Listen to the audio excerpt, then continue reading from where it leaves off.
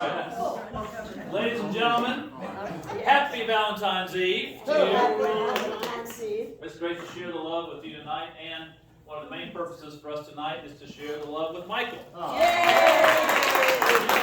really wanted to have a time that was more that we could introduce him to the parish and have some fun like this together, and really be able to showcase some of his talents, which you know he has many of. We just love the spirit and joy that you're bringing to us, and we're glad that you're here. He's going to share a little bit about himself too along the way as we sing and talk and sing and talk. Cool. Beverages, foods, other things are over there. So wet your whistle as you need to. Thank you, Allison and Todd and others for pulling all that together for here.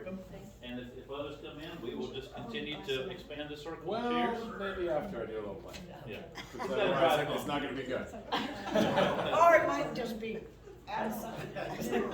So I'll turn it over to you. Thank you. Thank you very much. Welcome. Thank you for being here. I can't believe that you did this for me. I've never worked in many churches before. I've never had a church who gave me this kind of thing.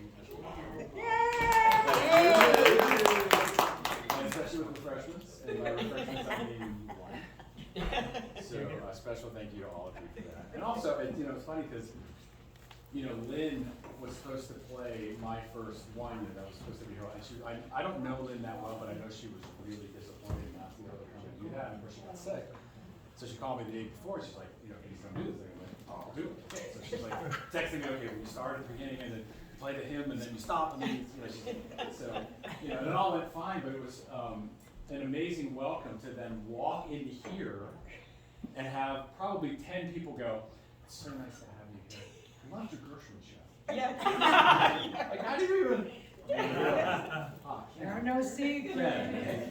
That's right. So thank you very No much. secrets.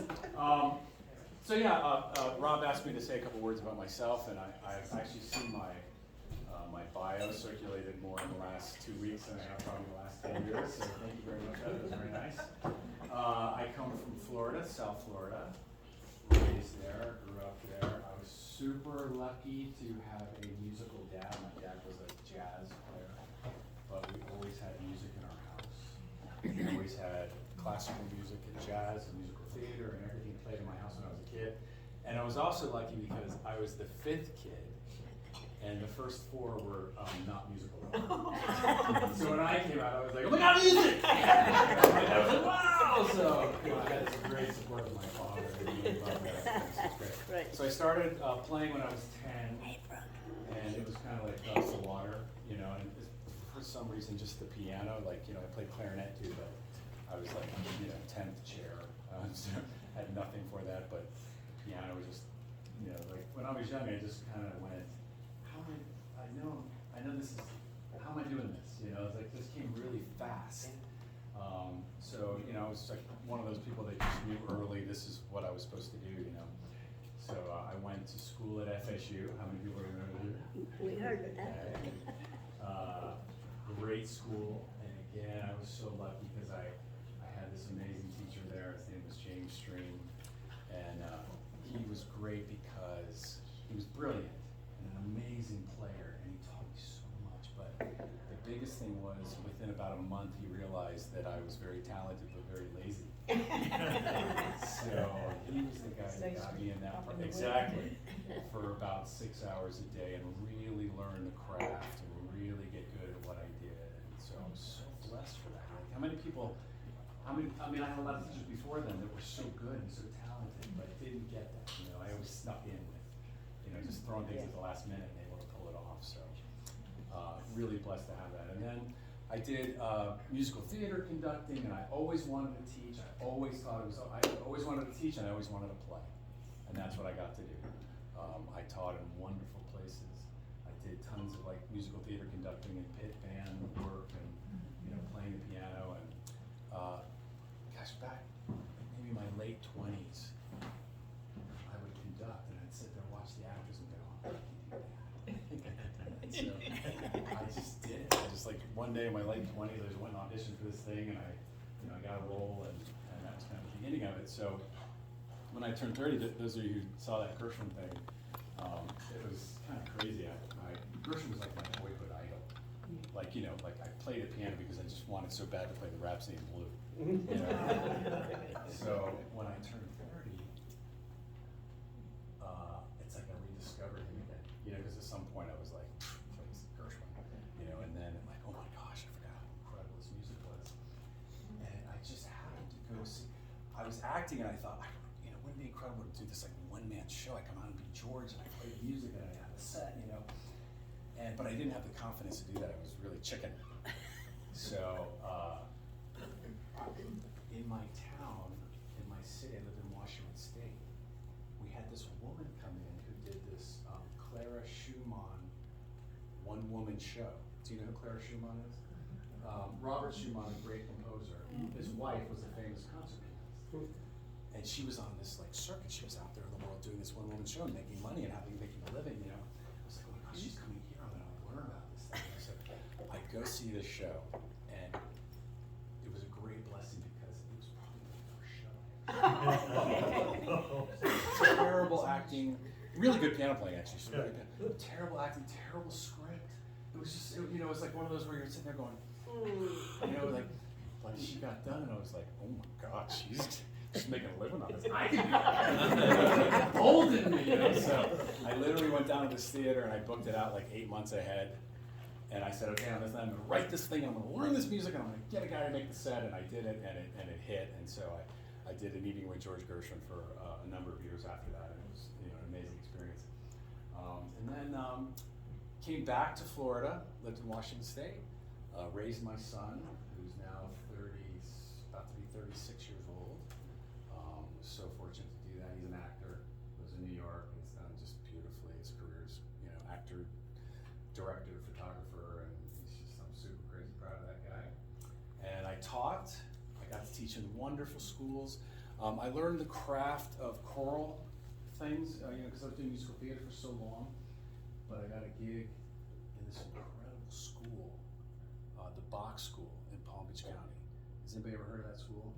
It's an amazing magnet art school. So it draws this huge county, like the best kids in the county come to the school. So I was the music theater director there, but I played for the choirs. And that's where I met two really dear friends of mine that are just like national level, incredible choir directors. And I got to sit in that classroom and watch them teach beginners and advanced kids for years. And that's where my deep love came with that, and where I really learned how to do that.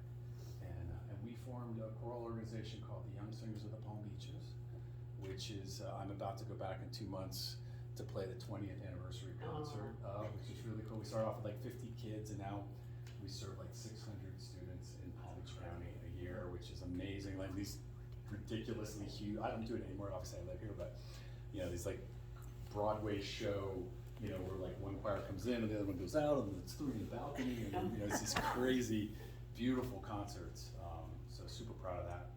So I taught for many years. My last teaching job was 7 years in Cherokee. And how many of you have, you know much about Cherokee? Not much. A little bit. You've kind of been through, gone to the casino maybe.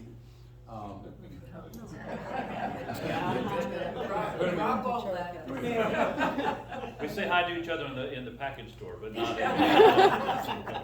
Okay.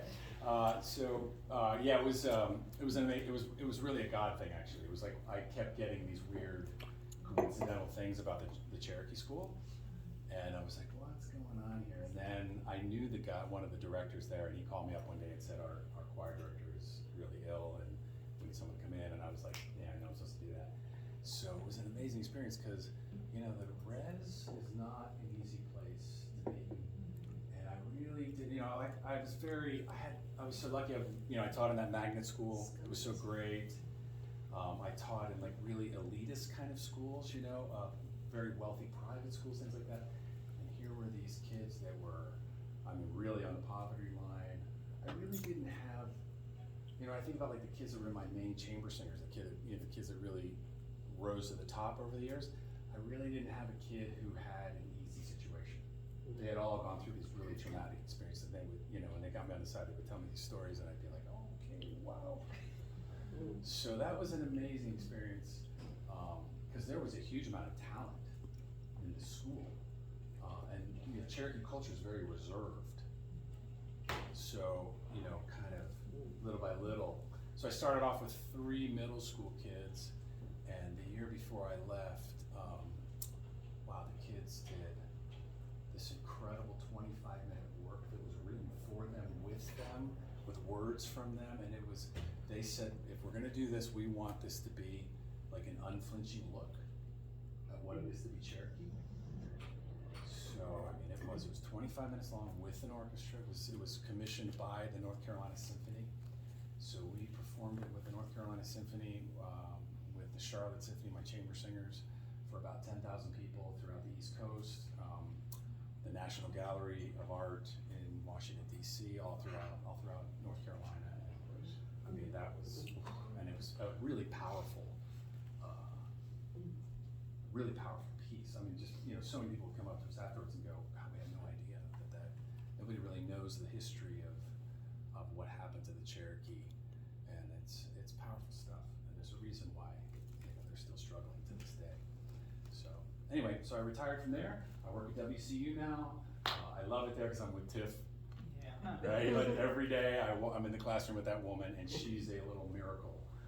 What she does, I mean, if you saw her show, you know, she's as a performer, she's amazing, but in the classroom, wow, I mean, she's like that mix of really tough on the kids and then their mom, you know, she knows just when to apply the right thing, you know, so she's pretty brilliant, and I get to be with her every day and work with the choirs. And then the last thing is, I mean, I feel like professionally I've done everything I've ever wanted to do except one thing, which is I wrote a second show, which I'm hoping you all will pray for me tomorrow at about 10 a.m. because it's pretty short, but tomorrow will be the day that it's decided. I've kind of waited for this day for months now. All the schools, the music department, the theater department, the fine arts, everything's all coming together, and I'm making this presentation. So yeah, the Gershwin one I did in like I said, like 8 months. I just like, I'm gonna do this thing. Well, many years later, I wanted to write one about my favorite composer, who is Alexander Scriabin, which, right, nobody's heard of him, right? Mm-hmm. And he's, I mean, first time I heard this music, I was just like, mind blown. And he's a nut. He's like music history's greatest nutcase. And nobody knows anything about him. And I thought, what a great idea to do a show about him. So I took a sabbatical in 2006, thinking I was gonna do the same thing, just research it and then write this thing, and I'd have it up within a year. And here we are 17 years later. It's never gotten done. And there's a reason, because the whole experience was a God thing for me. So the show that I wrote is called Fantasia on Mysterium, the Epic Immersive Theatrical Recital. 17-year title, right? 17-year title. I earned that title. Yeah, and what really happened was I went to New York to do this thing, to do the research, and I just had all these crazy things happen. All these crazy, weird, mystical synchronicities and serendipities, and they were all about him, this composer who died 100 years ago, And I at first it was really fun and encouraging. It was like, oh my God, look at him today, this crazy thing. Especially like when I would just be like, why am I here? Why am I doing this? Like, nobody cares about this man. Why am I spending all this money doing all this research? And then I would get these things that would happen that would be like really encouraging, And so that was great, got me through that. And then I kept writing something that was terrible, And then as it went on, those cute, encouraging coincidences started to turn kind of dark, and I started like coincidentally manifesting the same diseases that he had, things like that. So there was a period of like, I had to kind of separate from it and then learn from it. I was lucky to meet somebody who helped me understand what had happened and what these crazy experiences meant. And when I understood them in myself, I suddenly realized that the composer probably had a lot of the same things happen in his life. And when I went back to do the research again, it was like, oh, it was there the whole time. I just didn't see it. So that's what the show is about. And it took 17 years to live that life in order to tell that story. And that's finally like when I finally wrote it and went, oh, this one's actually good. that was the story, whereas the first 5 that I wrote were the worst things I've written, because that wasn't supposed to be the story I was going to tell. So anyway, so tomorrow is the decider, and so please send a prayer for me. Hopefully that'll go well. It'll be done on, if, you know, those of you who've been to the Bardo Theater, it's actually done on the Bardo stage, so the audience will be on the stage in this completely immersive visual environment, because that was his dream, the mix of colors and sounds and immersion, and now, of course, we have the technology to be able to do what he dreamed of. So you'll come into this thing, it'll just be very cool. And I'll tell this crazy story, and that's it, so. Well, thanks even more for being here tonight and on the verge of all that. Yeah. Oh, no, this is, like I said, I can't A little believe it. distraction from You're doing this for me, so thank you for being here. Have you had enough wine yet that you're ready to drink? That's the key question. You know, I,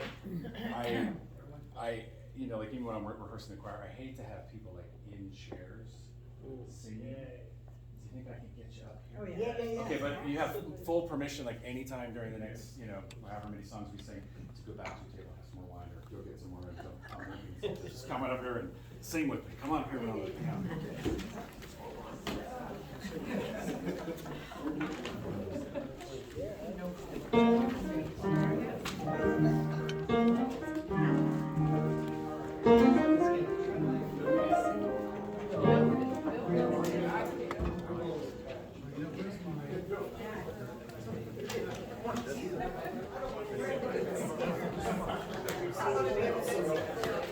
What's that?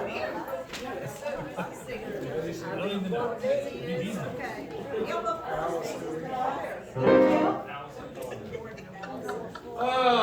Why shall we tune up? What if we just Stand next to Judy, she sounds good.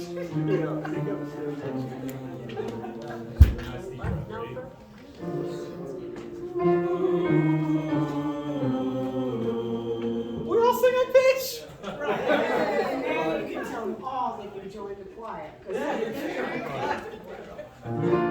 Yeah, and by the way, if you ever thought about joining the choir, you know, you don't have to sing well to join the choir. He'll teach you to sing. Yes. Yes, I'll help, you know, but like I think singing in church is about like your sense of worship and your sense of service, right? As long as your heart's there and you want to do it, whatever that's what it is. All right, so let's go there. Hey, you know what I wanted to start with was the start with the first one. It says, let's go to number 376. Wonderful. Big inspired. 376, joyful. That's great. An easy one to start.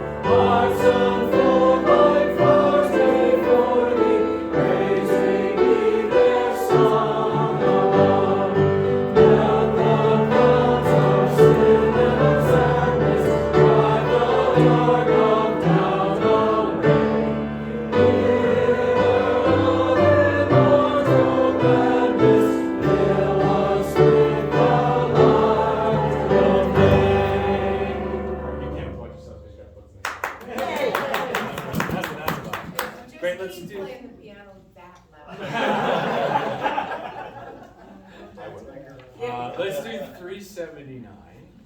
God is love. 379, okay.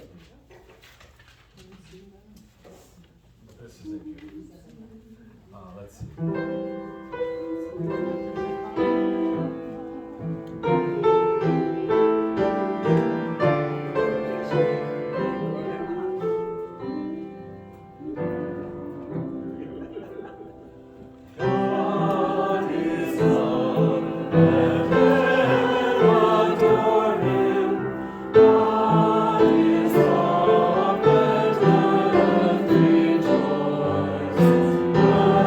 me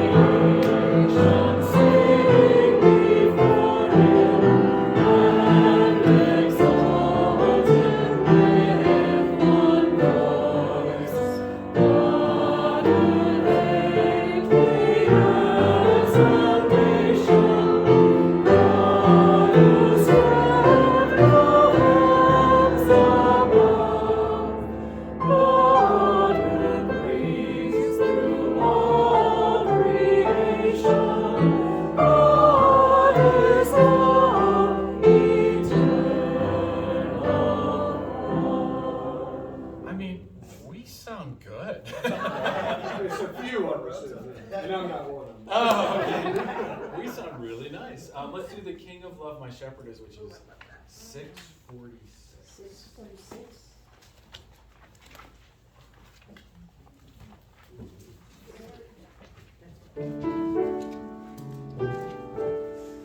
Ready? Yeah.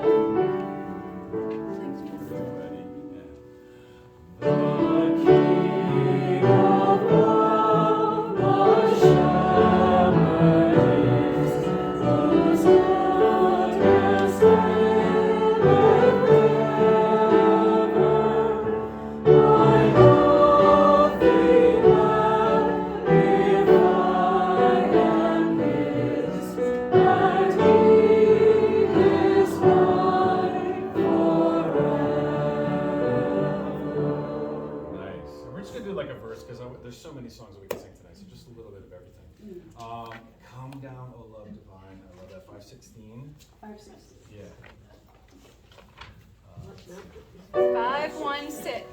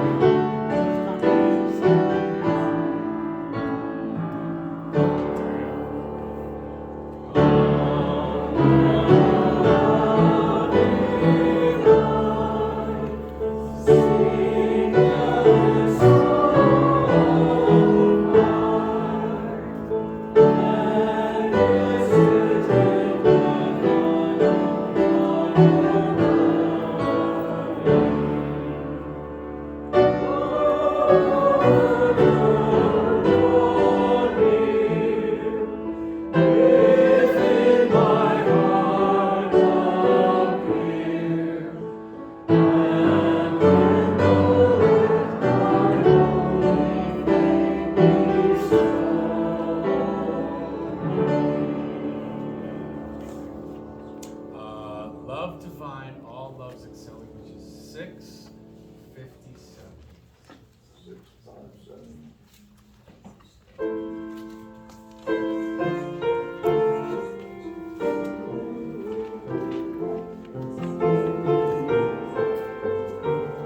This looks so beautiful. Two verses indeed.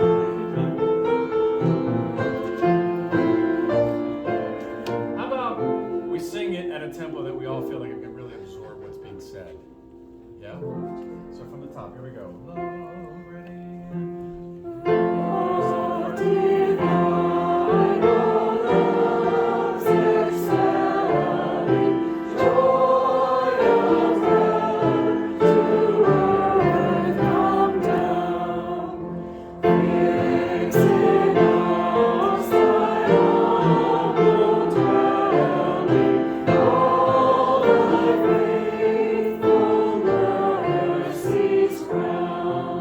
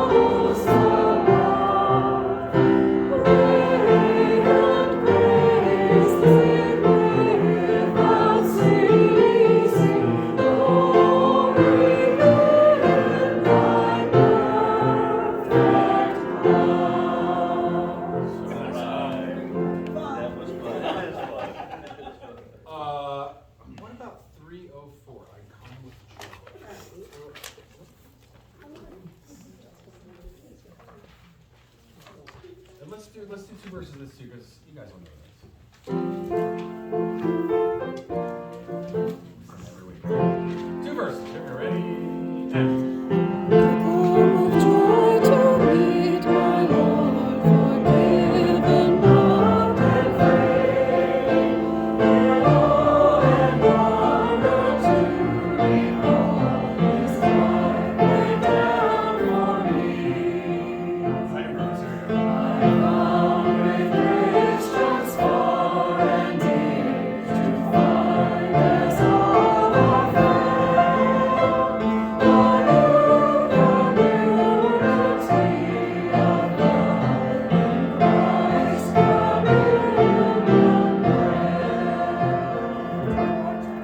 bread. Great. Let's go down to Jesus Loves Me, and you'll find this in this. You guys all have one of those. There we go. There's a couple more over there. And this actually comes from Allison, who said, we need to do a couple that are for the young at heart. So this reminds us of our early Sunday school days. Here we go, ready? Jesus.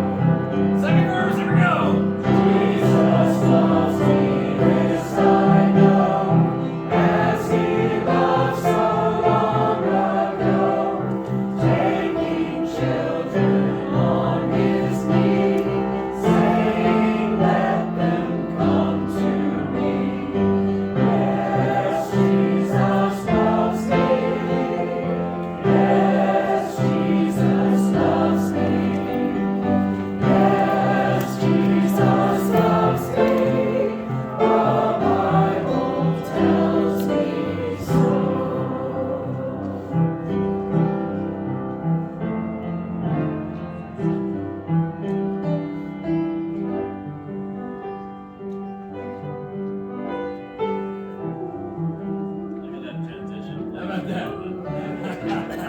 Thanks for noticing, Rob.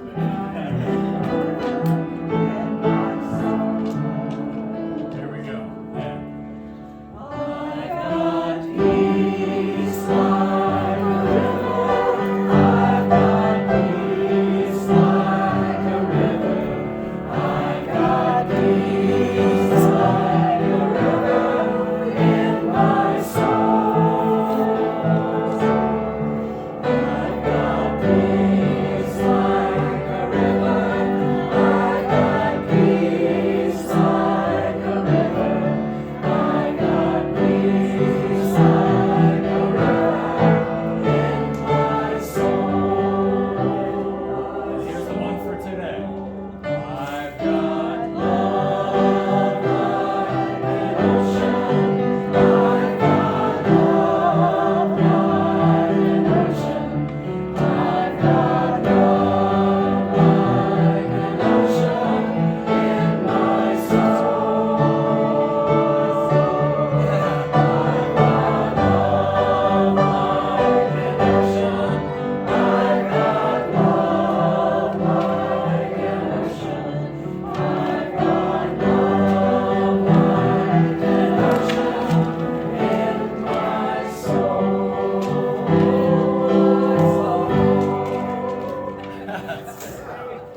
All right, now we're on to the other song, so I got to take my shirt off. I told Rob that this is like I don't really wear a shirt like this, but my partner got this for me because we went to Panama for Christmas. My partner's from Panama, so we went to the other half's family Christmas this year, and we've never done Panama on Christmas. it's like You New was the Year's. dude. It's like what? New Year's. You know, you get together with the family, the entire family's together at about 9 o'clock at night, it goes on until about 5 o'clock in the morning. So it's just like the show. So, yeah, here we go. Fly me to the moon. Let's see.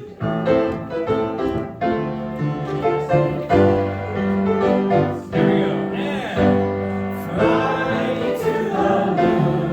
Let me play among the stars. Let me see what spring is like on Jupiter and Mars. Hold my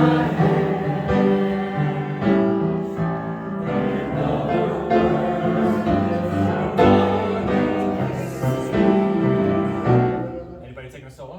No, and I do. All right, well, we can't hear. maybe another couple lines. Here we go. Phil, ready? Yeah.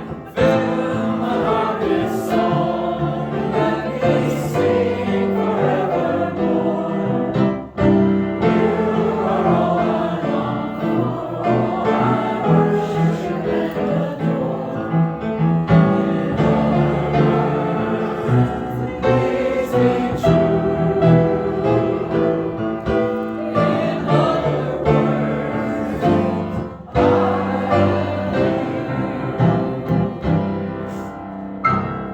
All right. Very good. We're going to skip ahead to Love Is Here to Stay. And, you know, we're talking about Gershwin a little while ago, and when I did that show, it's so funny because Ken said this to me. It said, "You should yeah, well, I mean, Gershwin, all the music is so great. And, you know, when I was a kid, I didn't really get the songs. I got the orchestral stuff, you know, it was so cool, but the songs, and that's when I turned 30, I was like, wow, these are so brilliant. Ira was so brilliant, you know? So, you know, they were, of course, best friends. They were brothers, the love of brothers, you know? And the story that I told at the end of my show every night was, you know, Gershwin died of a brain tumor when he was only like 38 years old. And he was like smelling burnt rubber. He was getting headaches. And everybody was like, come on, George. You know, they thought he was being kind of like a hypochondriac, you know? And all of a sudden, he had this massive headache. He passed out. He went into a coma. They did emergency surgery. He didn't make it. And for Ira, it was beyond devastating because he didn't take his brother seriously when he was going through this. So he just carried this his entire rest of his life. This horrible guilt about that, you know.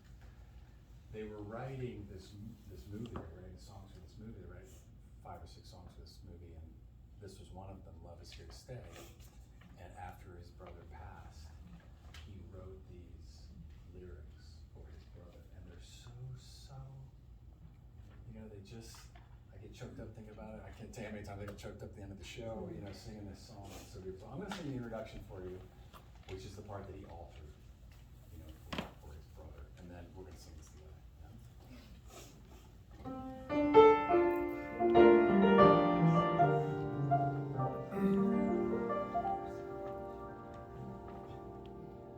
The more I read the papers,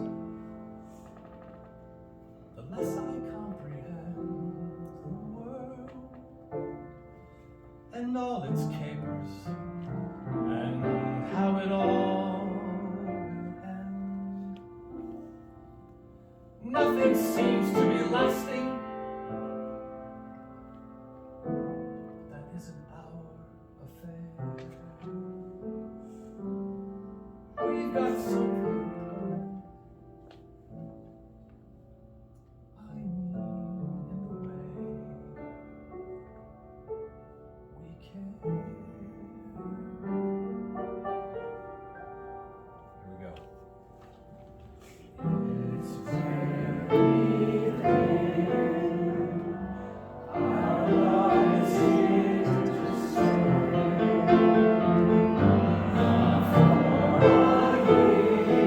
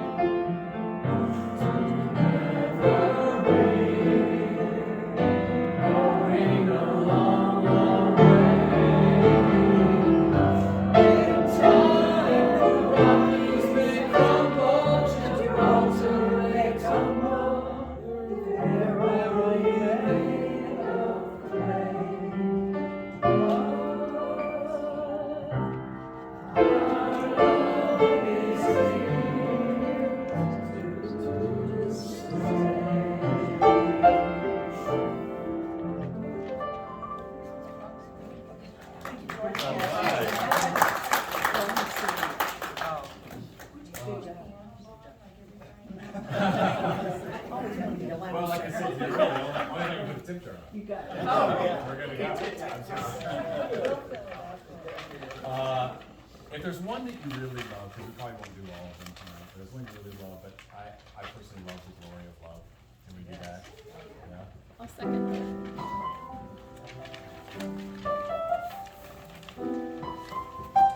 Page 4 at the top. Ah, thank you. Here we go. Here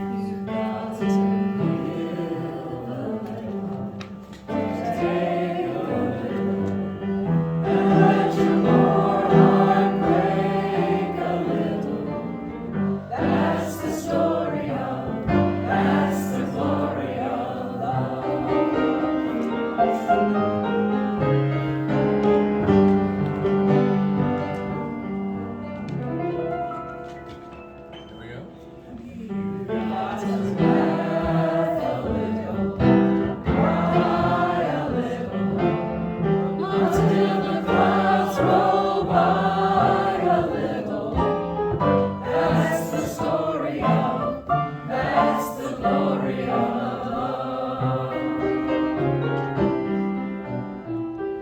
As long as there's the two of us, we've got the world and all its charms. And when the world is through with us, we've got each other's arms. To win a little, lose a little. Yes, it's all we have to lose a little. That's the story of, that's the glory of.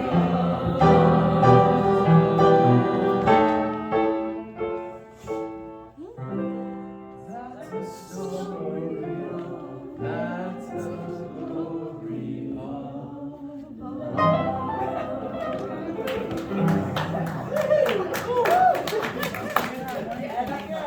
Okay, so I would love to. I had to go find this one because I knew it, but I never knew the name of it. But I was like, so I had to go hunt for it on Spotify. And the reason why is because the name of it is Something Stupid. Something stupid. You'll probably know, but didn't know it was called Something Stupid. So I want you to look on the back 2 pages here. So if you don't know the song, it's on the slide right there. So I'm going to teach you this song. You're just going to learn a little bit of it. But you might know it and not realize you know it. I don't know. Well, the guy in the 80s that made it popular, or 90s, was like Robbie Williams. But originally it was Nancy and Frank Sinatra singing it as a duet. He was not much of an addition.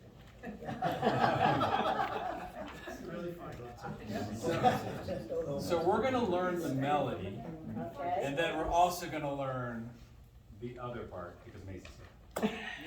But I want you to learn both parts, and then you can pick whatever part you want. All right, so here we go. So it goes like this. I know I stand in line until you think you have the time to spend an evening with me. Try it with me. Ready? 1, 2, ready, and I know I stand in line until you think you have the time to spend an evening with me. That's it. Here's the second line. Listen once. And if we go someplace to dance, I know that there's a chance you won't be leaving with me. Try that. And if we go someplace to dance, I know that there's a chance you won't be leaving with me. So you know. Alright. Next part. And afterwards we drop. Sing with you. Ready? Go. And afterwards we drop into a quiet little place and have a drink or two.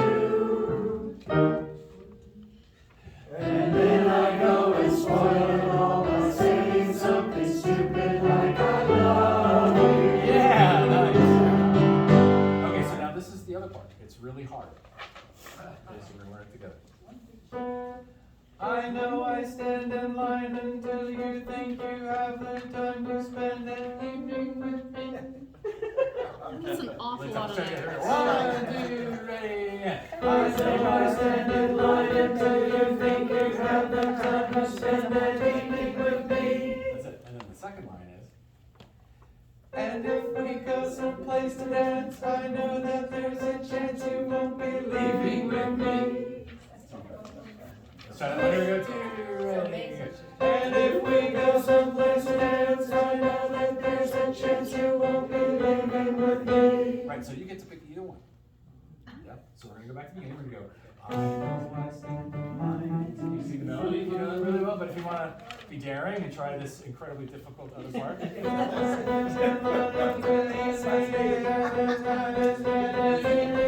go, you do either one, here we go, ready? 5, 6, 7, 8. I know I stand in line until you think you have the time to spend an evening with me.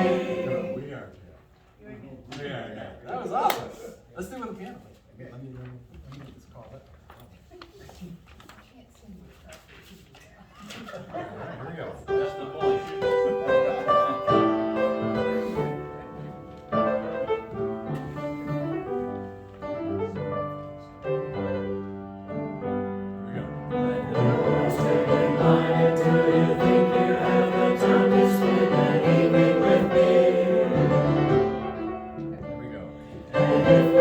Someplace to dance, I know that there's a chance you won't be leaving with me.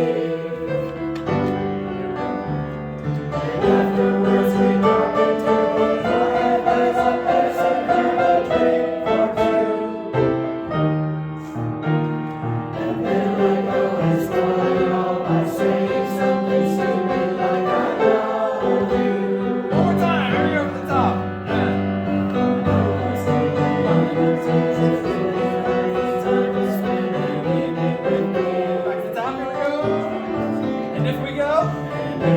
Someplace to dance, I know that there's a chance you won't be leaving with me. And afterwards we drop into a quiet little place and have a drink or two. And then I go and start it all by saying something stupid like I love you.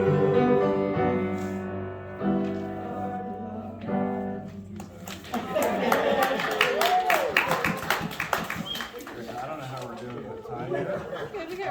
You know, we have just a little bit of time to maybe just go last one. I can actually have my first last one. Great, just hang out a little bit. That'd be awesome. If there's any song that you're like, I really hope we get to this one. It had to be you. Oh, it has to be you. I know that off the top of my head. I can maybe find it. It had to be you. I think that's the part I know. It had to be you. That's all I know.